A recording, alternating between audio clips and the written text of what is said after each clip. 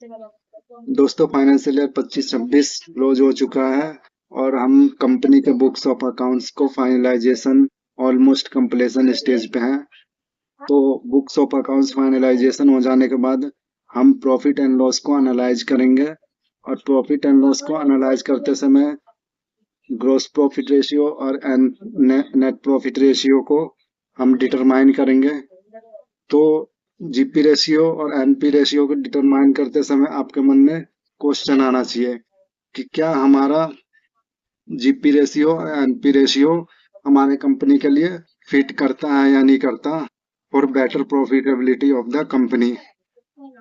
मतलब क्या GP ratio और एनपी रेशियो हमारे कंपनी का इतना होना चाहिए कि आउटसाइडर से मतलब कंपनी के ऊपर कोई नेगेटिव इम्पैक्ट ना पड़े। तो वो हम कैसे डिटरमाइन करेंगे, मतलब हम कैसे एनालाइज करेंगे कि हमारा जीपी मार्जिन और एनपी मार्जिन एक्यूरेट है। तो उसके लिए मैं शॉर्ट में बता देता हूँ कि उसके लिए हम पिछले 2-3 सालों का ट्रेंड देखेंगे। हम इंडस्ट्री में सिमिलर इंडस्ट्री में उसके एवरेज जीपी मार्जिन और एवरेज एनपी मार्जिन को कंपेयर करेंगे और डिटरमाइन करेंगे कि उसमें फॉल करता है या नहीं करता। अगर फॉल नहीं करता, अगर हमारा बिलो जाता है इंडस्ट्री एवरेज रेट से, हमारा एनपी मार्जिन और जीपी मार्जिन बिलो जाता है, तो उस केस में क्या हो सकता है, मतलब इनकम टैक्स के नोटिस आ सकते हैं, नहीं आ सकते। अगर आ सकता है तो उस केस में हमें क्या क्या प्रिपरेशन करके रखना पड़ेगा, ये सारी डिटेल ये सारी चीजें हम डिटेल में समझेंगे इस लेक्चर में। दोस्तों मैं एक चीज बता दूं कि मेरे मेरे वीडियो को देखने के लिए कोई सेपरेट से टाइम निकालने की जरूरत नहीं है। मतलब ना कि कोई सेपरेट रूम या फिर नोटबुक और पेन लेके बैठने की जरूरत नहीं है। सिंपली आप लंच ब्रेक में या टी ब्रेक में आप मेरे वीडियो को सिंपली हेडफोन लगा के बस सुन सकते हैं। मेरा वीडियो का लेंथ मैक्सिमम 14 से 15 मिनट का होगा, इससे ज्यादा का नहीं होगा। और इतना टाइम हमारे लिए लंच ब्रेक में या टी ब्रेक में मिल जाता है। ठीक है दोस्तों, तो हम बढ़ते हैं नेक्स्ट। पहले हम देखते हैं ग्रोस प्रॉफिट रेशियो। तो ग्रोस प्रॉफिट रेशियो क्या होता है?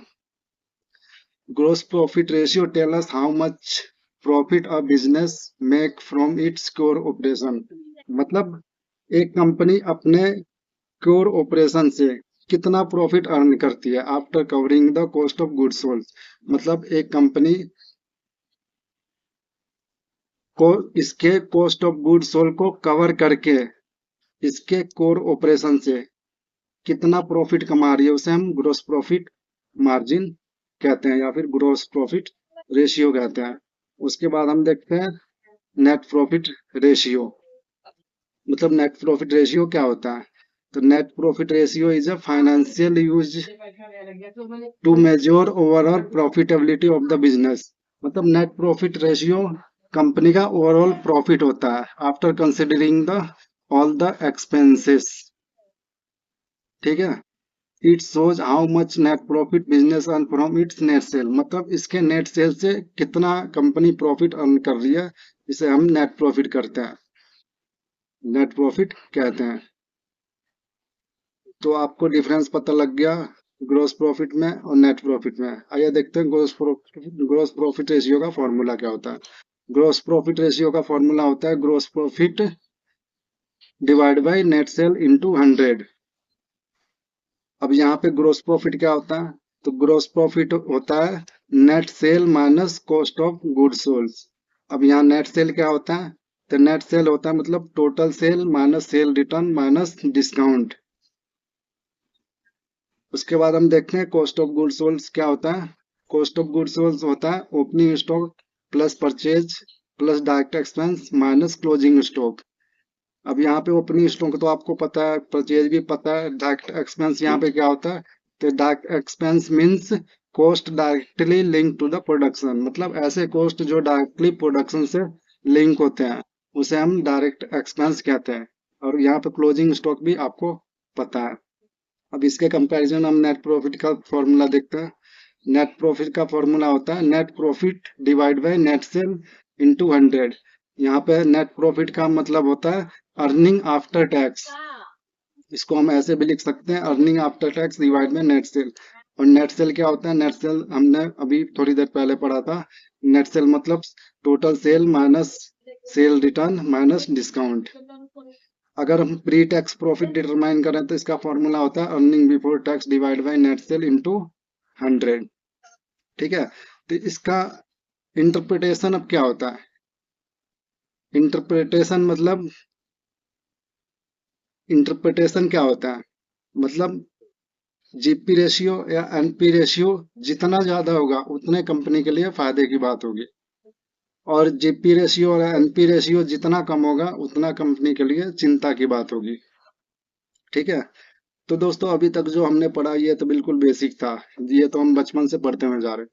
अब जो हम इसके बाद पढ़ने वाले हैं ये मोस्ट इम्पोर्टेंट डिस्कशन होगा, क्योंकि ये चीजें ना कंपनी को कंपनी का जब फाइनेंशियल स्टेटमेंट डिसीजन के लिए मैनेजमेंट के सामने प्रेजेंट करोगे ना, तो उस डिस्कशन में मीटिंग में ये चीजें आपको हेल्प करेगी कि कंपनी का net profit ratio gross profit ratio को कितना रखना चाहिए, कैसे सेट करें ताकि हमारे लिए कंपनी पे कोई गलत इम्पैक्ट ना पड़े। ये आपको कंपनी के मैनेजमेंट में डिसीजन मेकिंग में हेल्प करेगा। ठीक है दोस्तों, तो हमने नेट प्रॉफिट रेशियो और ग्रॉस प्रॉफिट रेशियो हमने डिटरमाइन कर लिया। अब हमें ये देखना है कि हमारा जो पिछले 2-3 सालों का जो gross profit ratio net profit ratio का क्या ट्रेंड चलता हुआ आ रहा है। क्या हमारा ग्रोस प्रॉफिट रेशियो और नेट प्रॉफिट रेशियो उसी ट्रेंड में चल रहा है या नहीं? अगर उसी ट्रेंड में चल रहा है तो बहुत अच्छी बात है। ठीक है दोस्तों, अब इसके बाद हम इसको कंपेयर करेंगे। हम मार्केट में जो इंडस्ट्री जो हमारी कंपनी काम कर रही है वही काम मार्केट के सेम सिमिलर इंडस्ट्री में एवरेज ग्रोस प्रॉफिट मार्जिन और एवरेज नेट प्रॉफिट मार्जिन कितना चल रहा है। हम अपने नेट प्रॉफिट रेशियो और ग्रोस प्रॉफिट रेशियो को सिमिलर इंडस्ट्री में मार्केट में जो एवरेज ग्रोस प्रॉफिट रेशियो और एवरेज नेट प्रॉफिट रेशियो चल रहा है उससे हम कंपेयर करेंगे। पहले तो हमने 2-3 सालों का पिछला ट्रेंड देख लिया, उसमें हमारा उसमें हमारा ट्रेंड सही चल रहा है, इसका मतलब सही है। अब हम इसको मार्केट के इंडस्ट्री में एवरेज रेट जो चल रहा है उससे हम कंपेयर करेंगे। अब दोस्तों आप लोग कहोगे कि मार्केट में क्या मार्केट के इंडस्ट्री में क्या रेट चल रहा है, तो उसके लिए आप गूगल कर लो, गूगल पे रेट सिंपली मिल जाता है। फिर भी आपके नॉलेज के लिए मैं आपको बता देता हूँ कि अगर हम एवरेज रेट जानना है ग्रोस प्रॉफिट रेशियो का इंडस्ट्री में, ठीक है, तो इंडस्ट्री में ग्रोस प्रॉफिट मार्जिन का एवरेज रेट क्या चलता है? तो रिटेल इंडस्ट्री में 20 से लेके 50% का होना चाहिए। ग्रोसरी मार्केट में इंडस्ट्री में 10 से लेके 25% तक होना चाहिए। रेस्टोरेंट एंड फूड सर्विस में 20 से लेके 40% तक होना चाहिए।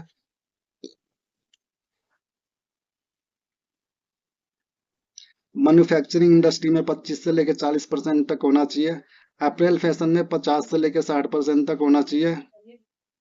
फार्मास्यूटिकल कंपनी में फार्मास्यूटिकल इंडस्ट्री में 60 से लेके 80% तक होना चाहिए।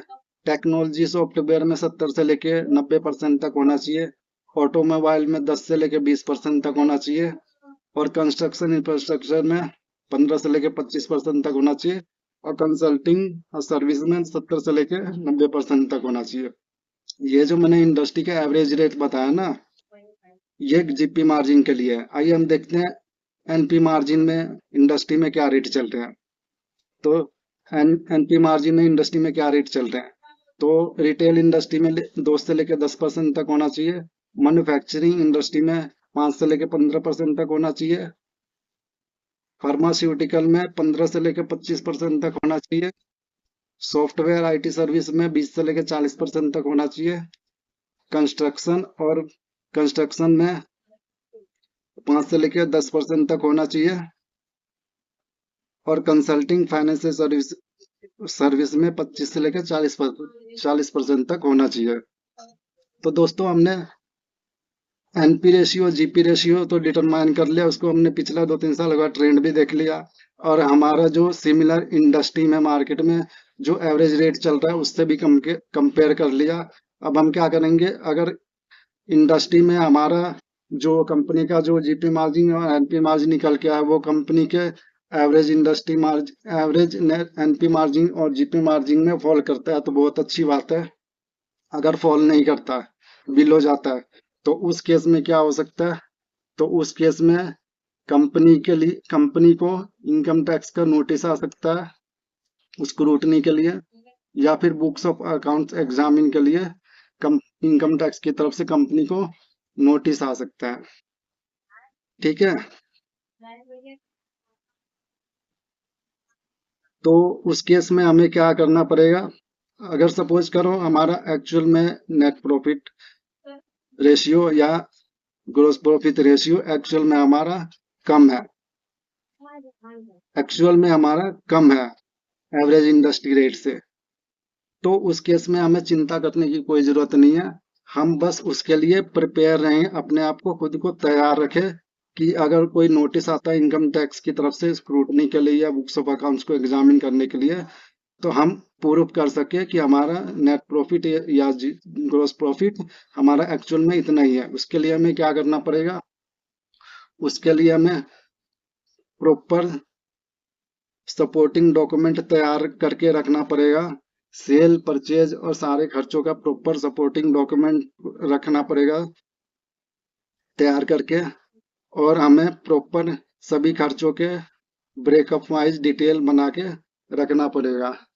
और हमें जो भी रीजन है, रीजन क्या है ग्रोस प्रॉफिट मार्जिन या एनपी मार्जिन का लो जाने का क्या रीजन है, ये प्रॉपर एक्सप्लेनेशन हम गैदर करके रखना पड़ेगा, ताकि अगर फ्यूचर में हमारा इनकम टैक्स का नोटिस आता है स्क्रूटनी के लिए या बुक्स ऑफ अकाउंट्स को एग्जामिन करने के लिए, तो हम प्रूव कर सके कि हमारा एक्चुअल में इतना है, क्योंकि हमारे पास सपोर्टिव डॉक्यूमेंट्स हैं, हमारे पास प्रॉपर रीजन है फॉर लोअर जीपी रेशियो और एनपी रेशियो, और हमारे पास प्रॉपर ब्रेकअप है सेल्स का और परचेज का और टोटल एक्सपेंस का। ठीक है दोस्तों, तो दोस्तों इतना तो आपने समझ लिया। अब क्या हम, अगर मान लो जीपी मार्जिन और NP margin average industry rate से हम कम दिखाते हैं, तो क्या है कंपनी के लिए फायदे की बात होगी?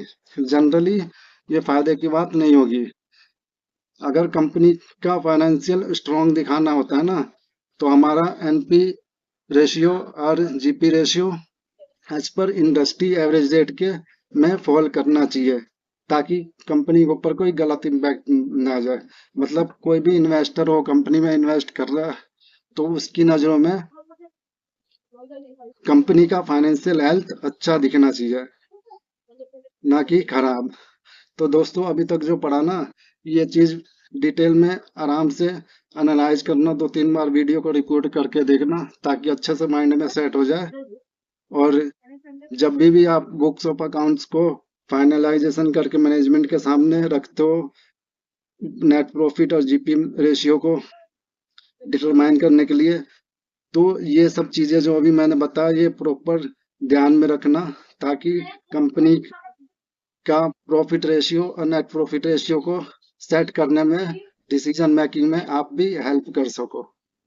ठीक है दोस्तों, मिलते हैं नेक्स्ट वीडियो में। पापा क्या कर रहे हो?